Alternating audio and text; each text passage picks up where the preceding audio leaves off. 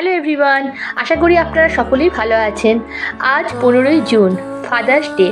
এই দিনটি প্রত্যেকটি সন্তানের কাছে একটি গুরুত্বপূর্ণ দিন। এদিন সকালবেলা আমি আমার মেয়েকে নিয়ে হাজব্যান্ডের সঙ্গে চলে গিয়েছিলাম চিত্তরঞ্জনের একটি গেস্ট হাউসে। সেখানে আমার মেয়ের একটি নাচের পরীক্ষা ছিল। প্রথমে বলে রাখি, আমার মেয়ে ভারতনাট্যম শেখে। ভারতনাট্যমের প্রথম বিভাগ অর্থাৎ আদ্য বিভাগ সে সেখানে সম্পূর্ণ করে ফের বাড়ির দিকে রওনা দেয়। বাড়িতে ফিরে এসে যথারীতি সে দুপুরের খাওয়া দাওয়া সকলের সঙ্গে কমপ্লিট করে বিকেলবেলা চলে যায় একটি রেস্টুরেন্টে, এবং সেই রেস্টুরেন্টে গিয়ে আমি এবং আমার হাজব্যান্ড ভেবেছিলাম যে বাবার পছন্দ মতো খাবার সেখানে অর্ডার করব। কিন্তু আমার বাবার পছন্দের মানুষটি হলো আমার মেয়ে। আমার মেয়ে যেটি ভালোবাসে সেটি প্রথমে অর্ডার করা হয় চাউমিন, আপনারা দেখতে পাচ্ছেন।